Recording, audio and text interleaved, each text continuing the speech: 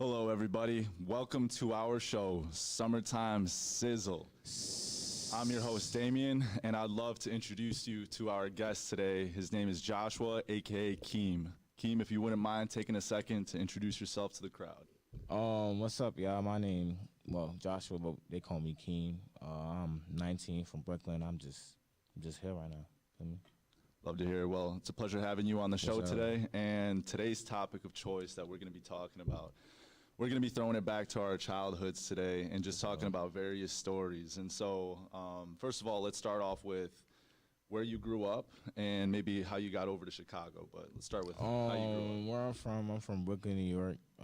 Just like, I'm everywhere though, cause I didn't really have like a place like that I could call home. I lived in Brownsville, Canarsie, Crown Heights, all that. So it was just like moving around a lot. But I claim every spot I be at for real. So, you know what I'm saying? What's your favorite place that you've lived in so far, aside from Chicago? Like out of like all the like those spots, I would say like I like Canarsie because I met most of my friends that I'm cool with right now in Canarsie. So it's like for me, that's what it is. All right, so let's get into these stories then. I think meeting friends is always a very interesting story because there's kind of two ways that you could go about it. It's either you kind of kick it off right away and you got a lot of similar interests, or it's like the opposite. Sometimes it's like you start off with arguing and then you end up being like, you go from enemies to best friends. So how'd you meet your best friends and share some stories in terms of that? In terms of that, all right. So there's I got a couple like Jamar. Like we was tight from the beginning. Like we both watched wrestling, so we was tight from the beginning and shit like that. So that's not like no like issues. But the others, well, Alex, I met him in elementary. We was cool from the beginning. They ain't had no problems. Then there's Sean. I met Sean because he was just like that's like annoying kid. He used to play basketball, and he had that little jump shot where he kicked his butt when he shoot the ball. Like it was like weird. You throw it back. Yeah, like you know, like it's like a like one of those 2K jump shots. Okay. Yeah, one of those. I was like, I don't know. I just didn't really care. And we played one time, and I think he found me hella hard. I got mad. So I was like New York people, bro. When they get mad, they pull their pants up. So I put my pants up. Like, what's the word? Like I was like, well, shoot the 30. When shoot the 30 means you want to fight, like fade. Okay. So I was like, shoot the 30, and so I guess they broke it up. And then from there, we was like, I guess we like made up. Like when we I don't really apologize. Like when you apologize, it means like when somebody says my fault, that's like the best apology you're gonna get. So I said my fault, and then we kind of just, you know what I'm saying? That's weird when you guys have been best friends ever since. And then yeah, that's how it was. And then Marcus that's the craziest story because we played basketball. I met him randomly at a basketball.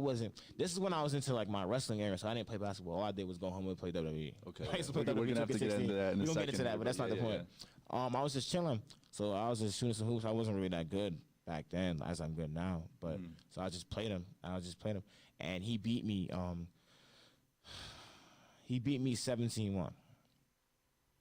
Wait, we're talking about 17 No, games in a row? No. I mean, like the score was 17-1. Okay. I scored 1 point. A point I scored was the last point. Okay. And I got mad and I left. I walked off. I didn't want to. I didn't go to that court in like forever.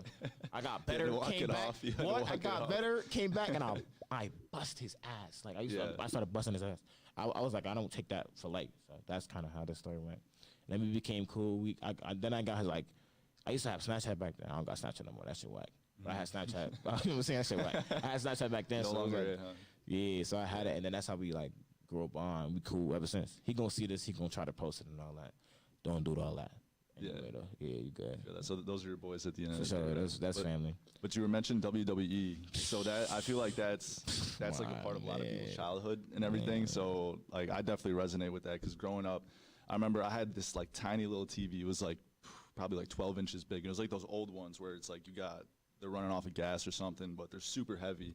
I think it was like 2005, and I happened to stumble across like it was like Vince McMahon in like Raw and D-Generation X, and I'm watching these dudes just like beat people up, and I'm like, dude, what is this? This is the first time I was introduced to like really like American culture because my family's super foreign, super Eastern European and everything. And then from that point on, I was hooked. I did not know that it was, you grow up, you see it differently and stuff. But let's get into that. What got you into the WWE and how did that correlate to your childhood? All right, so I remember like randomly, like I was at I guess like a family friend's house, and I was just chilling, and I just like I happened to like walk across and see the TV, and I'm looking at the TV, I'm watching, I see two wrestlers I've never seen before. It's CM Punk, is John Cena. But mind you, this is Money in the Bank 2011. If you know, you know. That's when Money in the Bank was crazy if you because they're know, over here you trying know. to climb this ladder, right? If you know, you know. That's like that whole event. But like the match itself, it was a 5-star match. Like going back on it, like it's a 5-star match. But I didn't know, so I was just watching, and I got hooked because CM Punk, like he did the go to sleep, pinned him, and then he walked out the arena, like he walked from like the barricade out. So I had never seen that before. Usually they just pin and they just, you know what I'm saying, go to the back. But he walked out with the championship. So that kind of like infueled me. I was like 5. I was 5. So I was like, okay, that was cool. Like just seeing that was cool.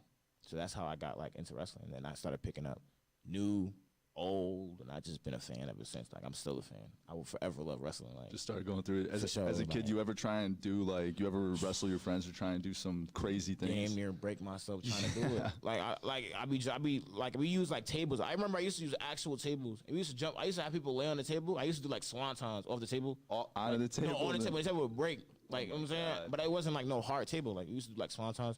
I always try to leap my body over because like a swanton, you got to flip back. I try to leap my body over. But I ended up like it couldn't like work, so I just did like a 5, like you know, like RVD's like 5-star.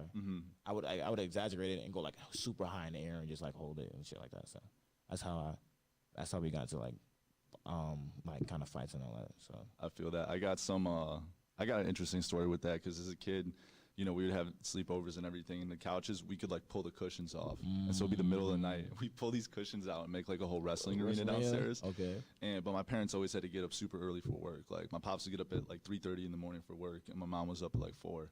And so, you know, we always had to be quiet. But there was a night where we're like, you know, I think it was like Friday night or something. So it's not like they had to work the next day, but they always got up early. And we had a bunch of my buddies over, and we were watching Friday Night SmackDown. And so later that night, we're all just chilling. We're like, all right, yeah. So we had these big, like, dummies, like these stuffed animals that we would just do flips onto and stuff. And then there comes a point where it's like 2 in the morning. My mom walks downstairs, and she's like, all right, you guys just woke us up. Like, you guys got to stop this right now. And so she walks upstairs, and I turn to my friend Big Paul, and he's like this, you know, bigger, top-heavy individual and everything, super strong. But I'm like, Paul, we really got to be quiet now, like no more flips and everything. And so I go to the kitchen, and the way we had our kitchen set up was we had like a TV room and then the kitchen, like, right, it was like all connected and stuff. And so I'm going to grab milk from the TV, or milk from, not the TV, from the fridge. For sure. And as I'm opening the fridge, all I hear is Swanton dive. And then the loudest, it smacks this table and stuff. And I close the fridge and I look over and I just see one of my best friends upside down, body turned sideways and stuff, just on top of his head. And he's like, I'm like, bro, what did you do? But he tried to, there was like the couch, right? You could take the top piece off, and he stood it up sideways. He jumped off of it. And he was trying to front flip off this thing, but the second he tried to front flip off this thing, his feet gave out from under him. So he just toppled top heavy straight onto his head and stuff. And we crack up about it all the time now and stuff. But I feel like as a kid, you're just willing to put your body on the line and do something wild, because especially after you see the WWE, you're like, you know, as a kid, I feel like you could do anything, your body's gonna recover from it. So, bro, that's what I saw because I went back and watched old shows. I went back and I watched Mankind. Okay, so there was Undertaker and Mankind. It was Hell. Okay. It was Hell in a Cell. It was a Hell in a Cell match. When Undertaker pushed, like he literally grabbed him and threw him off, and his body like fell on the table. And I watched him get up, like he was like on a stretcher. Watched him get up off the stretcher and move out. So my thought process was like, oh yeah, I could do that too. I'm like, I could do that shit too. No hesitation. No hesitation. So I damn near like, nah. I low-key came back to my senses because I low-key wanted to do it because like I lived on like I lived like on a high, like not like nowhere high, but like I was on like a high substance, and I tried to like have somebody push me off that and see how I feel. Yeah. And like that was like the worst pain I ever felt. Worst idea. So I was just like, yeah, let me just leave it to professionals, because you know how I said, do not try this at home. Don't try this at home. Every kid. I'll never sign that shit at home again, gang. So you know what I'm saying? Yeah. Me? Yeah, bro, that's really how it went.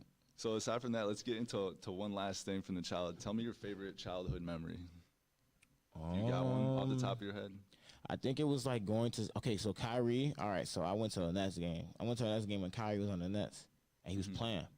And this is like before I left to go to Chicago. So I was there, I was chilling, and I was just like, I was at the front, so like by like the sides where they enter, like you know how they enter in and they go to the court, like that little ramp way.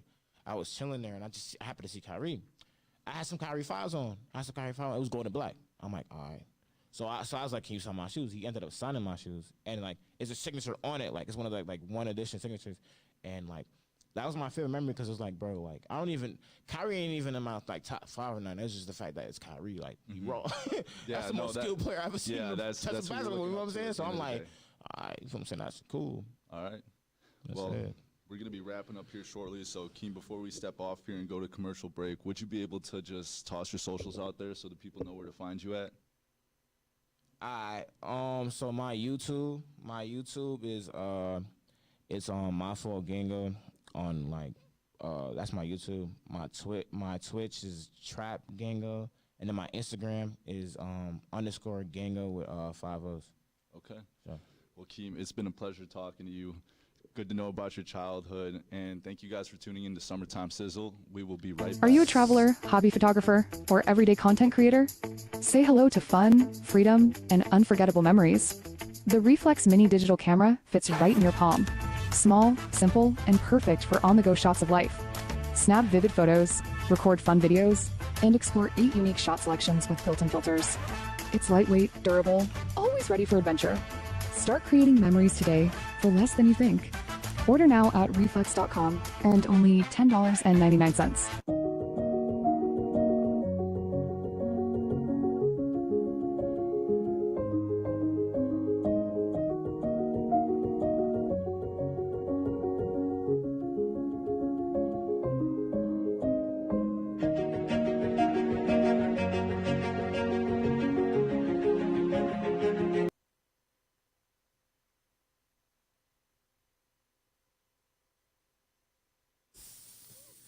We have a very special guest with us today. She's the owner of her own clothing line, and she's here to put us on to some drip, help us look good for the rest of the summer. We're here with none other than Jen No Chaser.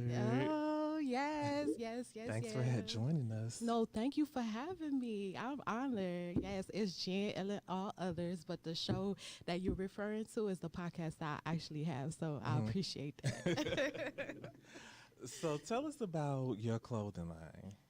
My clothing line, I basically got into making clothes at a young age because my mom, when she came here from Haiti, her auntie actually showed her, and her sister showed her, so she showed me how to like sew and stuff like that. And during my childhood, I was around a lot of like gang activities, so as you can see, it's like bandana print and some of the designs and stuff like that. So my childhood really inspired the way that I really design clothes, and I wanted to make clothes for everybody, not just for females and stuff. Like, I have stuff for men too, so yeah.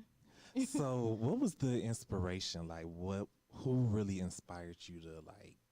What really inspired me, truthfully, we didn't come from like the best beginnings, so I had to wear hand-me-downs. I know my mama gonna kill me. Please don't kill me, Mom. I have to keep it real, but we had to go to the thrift store to get some clothes sometimes, and I was like, man, I'm tired of wearing this. I gotta wear my own clothes, because it's like, I don't like looking like everybody else. You know how everybody has one outfit and then it's in green, it's in I don't do that with my clothing line. Like, I do like a one-on-one type of thing. You know what I mean? So, yeah.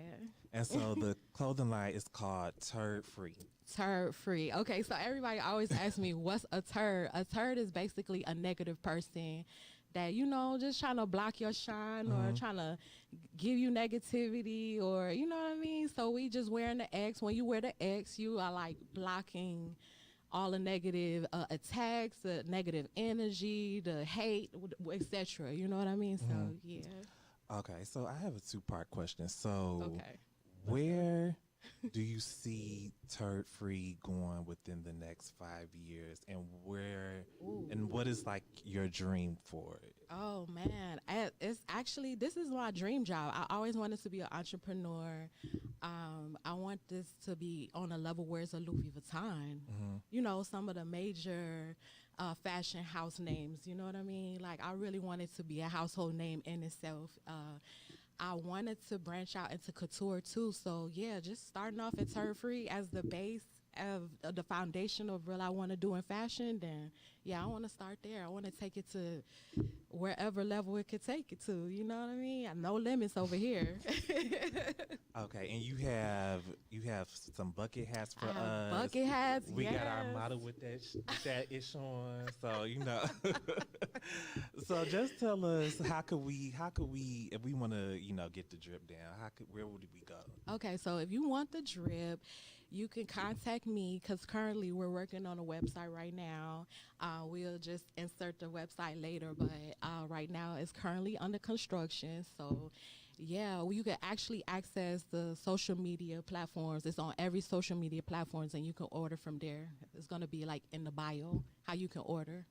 Okay, so we contact you personally? Yeah, for now. Okay. For now, but we and gonna I get know it you together. have some pictures for us. A few models with we with actually it on. Yeah, I don't mean to cut you. I was so anxious. I love this. Like I really love fashion.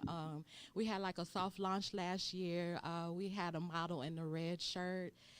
That shirt was actually made from scratch for me. Yeah, like as you can see. She has bandana print in the middle. Like this is a one-on-one, so you're not gonna catch this on anyone else. There's another design as Turf-Free King. Yes, I love. Do you see that crown? Do you see how that brother popping, baby? Yes. So we have some other shots of the models. Shout out to my models too. We have another shot where she's rocking the Turf-Free Queen shirt, which you'll see in the commercial, and also we have the blocks. I got that inspiration from Scrabble to make that shirt. So yeah, too blessed to beef. Okay. Too blessed to beef. Right, I love so it. hold that thought. We're gonna go to quick commercial break, and we'll see you when you come back. Come here. Yeah, come.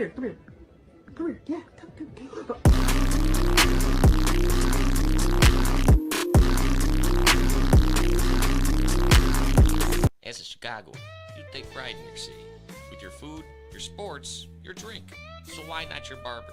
Get your next cut at Joe's Barbershop, serving Chicago's Northwest side since 1968. Classic cuts, beard trims, and straight razor shaves at a shop that is a true institution of Chicago's working class. Generations of history in the heart of Logan Square. Keep it Chicago. Joe's Barbershop, 2641 West Fullerton Avenue. Book your appointment now at joesbarbershopchicago.com. All right, everyone, welcome back to Summertime Sizzles. So before you went to commercial break, we were looking at your fashion show that you had, and we were looking at a few pictures. So if you want to just continue on with that. Yeah, basically I had a soft launch for Turf-Free to, attract more investors in it. And basically, I'm independent. I'm still trying to get it off the ground. Like I said, I want to take it to a level where no one else has ever done it for a street line. You know what I mean? So this shirt that she has, Turf-Free Strong, that's one of my designs. Shout out to Key, one of my models. Like I said, follow all of my models, and their platforms, they're gonna be like showcased on the social media sites, like on Facebook. I'm tagging all the models. That's models like yes. I love that. Yeah, shout out to my models, man. Y'all sleep on them. Yes, the Turf-Free Queen shirt. Just like you just saw in the commercial, she's showcasing the Turf-Free Queen shirt. So, yeah. All right, so one more time, just let them know where they can contact you if they want to get their Turf-Free. They can contact me currently through email to get their start on their order. But like I said, the website is going to be on and popping soon, so look out for that. And yeah, shop with me, because some of the proceeds from the line, it basically goes to like feed the homeless for Chicago. So yeah, it's bigger than my brand. I just want my brand to branch out and like help other people too. So yeah. Okay. And before you go, I wanted to get your opinion, knowing that you are a barb. How did you know? Nicki Minaj been trending more than just the Nicki Minaj challenge. She really has. So, She's been crashing out lately, actually.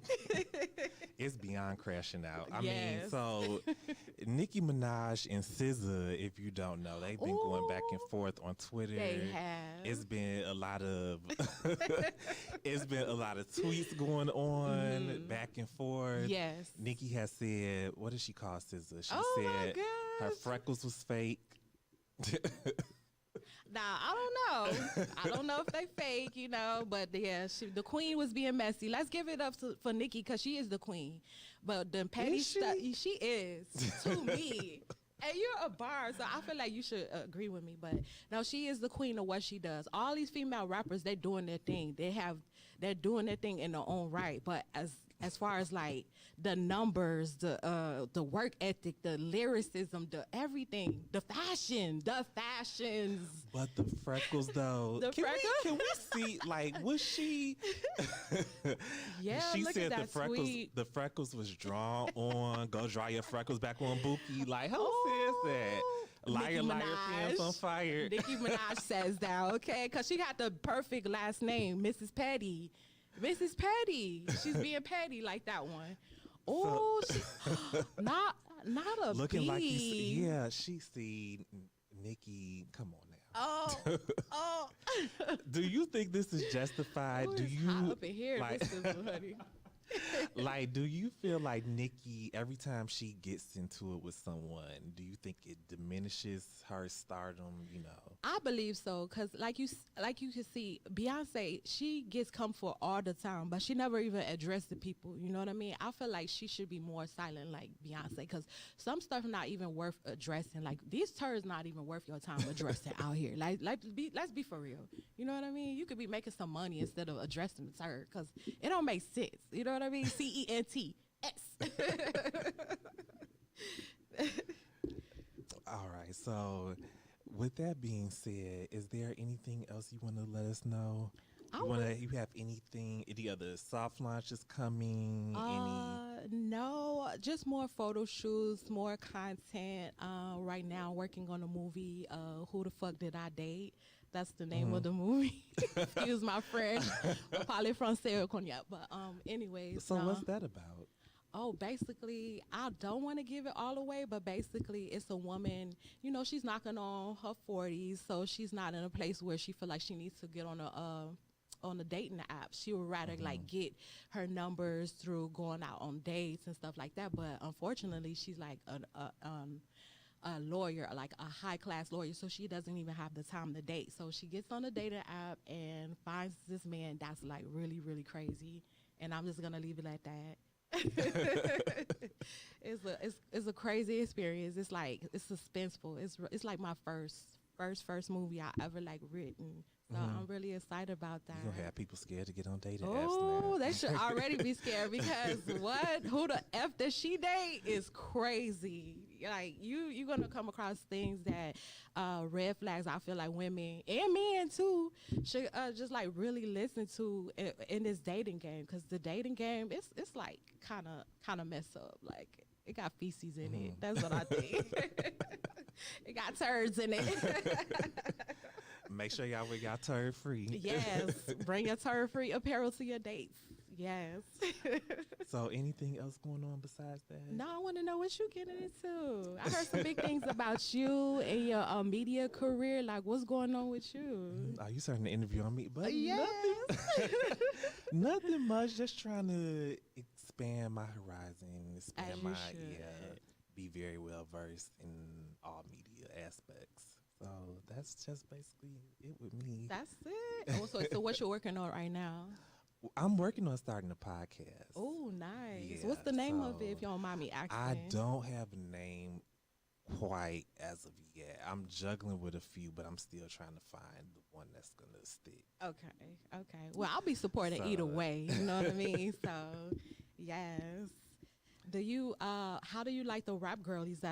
Since you mentioned Nicki Minaj, how do you like the rap girlies? You like what's going on right now, or like who's your favorite? I don't know. So you don't have a top three? Okay, for right now, I'll say right now, not of all time. No particular order. I definitely have to put Glorilla. You like Glow? I do. Get 'em, Glow. Glorilla. Yes. Megan. I love Megan. And probably Doechii. I like Doechii. Yeah. I wish I had Megan knees though, cause she be getting this. I'm like, but Doechii, yeah, I like her music. It's different. Her style is different. Everybody like try to deem her as the next Lauryn Hill, but I feel like people should have their own lane that they put in instead of being compared to other people. You know what I mean? So, yeah. So who's your top three besides Oh. Nicki? Excluding My Nicki. top three? That's a hard question. Oh, that's a good question. Nicki is one. I love Nicki. I like her journey and stuff like that. I can't say Cardi, even though I like her. I can't say that because it's like they're different artists. I caught that little shade, but no, you good. That's a really, really hard question. I cannot even. I can't even. So you don't have a answer. top three? I'm gonna say who you just turn on when you like, I'm finna turn up. Like, let's. I'm gonna say Nicki, Lauryn Hill. I don't know. It's a hard question. It's a really, really hard question. So you pick my third. Let me see. Who's hot to you right now? Like right now, other than Glorilla, Megan, Nicki, of course. Like who is the up and coming rap girlie that you like? Let me see. I don't know. It's a good question, right? Because they all doing their thing. And then some of them are so microwavable. It's like no shade. I hear that, but it's like really you said the same, So yeah. that's why I like Nicki because she's different. Like she could talk about everything, and yes, everything is sexy nowadays, but I don't know. So without anything. Now that we got out the way, you have anything else you want to promote? I we just know want to contact you for the turd free personally. Yeah. Y'all make sure y'all contact her. Yes. And anything else? I don't know. It's a little hot in here. I can't think of it. No. I just want to thank everybody that support me because in Chicago, it's like. It's hard to make it where you at, period. I don't care where you grew up at, but I just really, really, really want to take the time out to thank everybody that supported me, motivated me, reminded me of, what my mission is. You know what I mean? So what about you? What you want your legacy to look like? I think that's a good question. I wanted to always ask you. That is a damn, man. You just put me on the spot. I'm not sure. What you want your legacy to be? It's a good question. That is. I don't know. I just want my legacy to be that I was a good person. Yes. That I didn't make anyone feel. Yes. I didn't bring negativity to anyone. Yeah, I just want to be remembered as a good person. Yes, with integrity, right? Yes. Yes. What about you? What you want your legacy? The same. I want people to remember me as a good person, that with a big heart, because people are like walking around life right now with no hearts, like vampires. So with a big heart, always kind, always motivating people to do better, and yeah, just everything good. Everything's turd free. All right, so go ahead and plug your stuff one last time so we can make sure to follow you, make sure to contact you for merchandise, all that. Okay, so on social media it's Jen Illin, JEN space ILLIN, on all platforms. I'm on Snapchat, TikTok, Facebook, IG. As far as the brand, the clothing brand, that's on every social media as well. You could look up, you could actually look it up through the hashtag turd free clothing. Yeah, you could check it out like that. Again, some of the proceeds goes to helping the homeless in Chicago. So yes, please support. Yeah, y'all make sure y'all tap in right now. We not in the initial and say y'all pull y'all phones out and tap in right now. Right now. Contact her. Make sure y'all get y'all turd free. She doing it for a good and great cause. Well, with that being said, Jen, thank you for coming on our show. Oh, thank you for we gotta having me. We gotta have you back. Yes, yes. It was hot. It literally was hot, honey. Oh God. Now I like what y'all doing, so yeah, I appreciate the opportunity. No problem. Thank you for having us. Well, without further ado, that's our show today. Thank you guys for joining us and tuning in, and make sure you tune again with us next time on Summertime Sizzle. Ooh.